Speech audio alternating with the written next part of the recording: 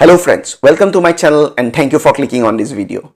বন্ধুসকল আমাৰ দৰে মধ্যবিত্ত পৰিয়ালৰ এজন ব্যক্তিৰ কাৰণে জীৱনৰ যিকোনো মুহূৰ্তত এটা লোনৰ প্ৰয়োজন হ'ব পাৰে। আমি ভালদৰে জানো যে আমি যদি এটা বেংক নাইবা এটা যদি নন বেংকিং ফাইনেন্সিয়েল ইনষ্টিটিউচনৰ ওচৰত যাওঁ তেওঁলোকৰ তাত যদি আমি লোনৰ কাৰণে এপ্লিকেশ্যন এখন কৰোঁ আৰু আমি যদি তেওঁলোকৰ ক্ৰাইটেৰিয়াটো ফুলফিল কৰোঁ তেনেহ'লে আমি এটা লোন নিশ্চয় পাম। কিন্তু বন্ধুসকল আজিকালি হৈছে ডিজিটেল মিডিয়াৰ যুগ, ডিজিটেল মাৰ্কেটিঙৰ যুগ, ডিজিটেল ইণ্ডিয়াৰ যুগ। আৰু আমি বিচাৰোঁ যে আমাৰ ঘৰত বহি পেলাই আমি এটা লোন পাওঁ। আমাৰ মাজৰ প্ৰায় সকলোৱে এনেকুৱা ধৰণৰ বিভিন্ন ভিডিঅ' ইউটিউবত দেখিছে য'ত কোৱা হয় যে আপোনালোকৰ পেন কাৰ্ড থাকিলেই আপোনালোকে এই এপবোৰ ইউজ কৰি 1 লাখ পৰ্যন্ত আপোনালোকে পাৰ্চনেল লোন পাব পাৰে। কিন্তু আমাৰ মনত সদায় এটা শংকা থাকে যে এই এপবোৰে জানো সঁচাকৈ এনেকুৱা ধৰণৰ লোন দিয়ে নাইবা তেওঁলোকে কিহৰ ভিত্তিত এই লোনবোৰ তেওঁলোকে প্ৰভাইড কৰে নাইবা আমাৰ এনেকুৱা কি ক্ৰাইটেৰিয়া লাগে যোনবোৰৰ সহায়ত আমি তেওঁলোকৰ তাত লোন এটা এপ্লাই কৰিব পাৰোঁ।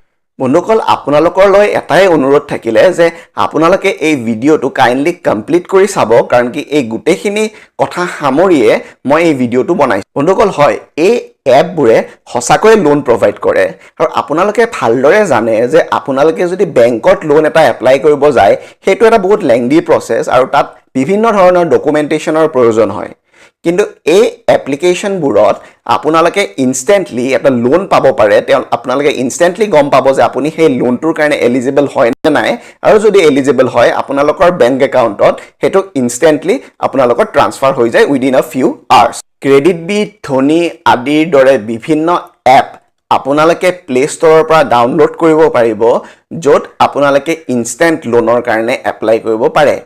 কিন্তু বন্ধুসকল এইখিনিতে কৈ থওঁ, এই এপ্লিকেশ্যনবোৰৰ নিজৰ কিছুমান ক্ৰাইটেৰিয়া থাকে যোনবোৰ ফুলফিল আপোনালোকে যদি কৰে তেতিয়াহে আপোনালোকে তেওঁলোকৰ লোনৰ কাৰণে এলিজিবল হয়। বন্ধুসকল মই যদি কওঁ যিকোনো এটা এপৰ প্ৰথম ক্ৰাইটেৰিয়াটোৱে হৈছে পেন কাৰ্ড।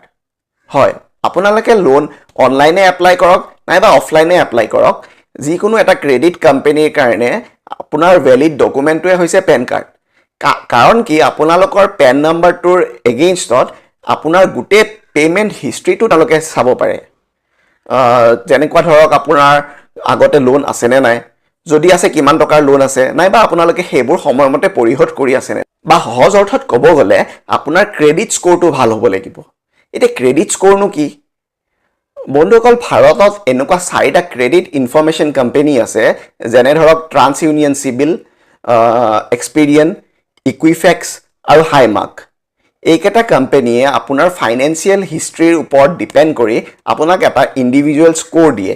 আৰু যিকোনো কোম্পানীক যদি আপুনি লোনৰ কাৰণে এপ্ৰ'চ কৰে তেওঁলোকে আপোনাৰ ক্ৰেডিট স্ক'ৰটো আগতে চায়।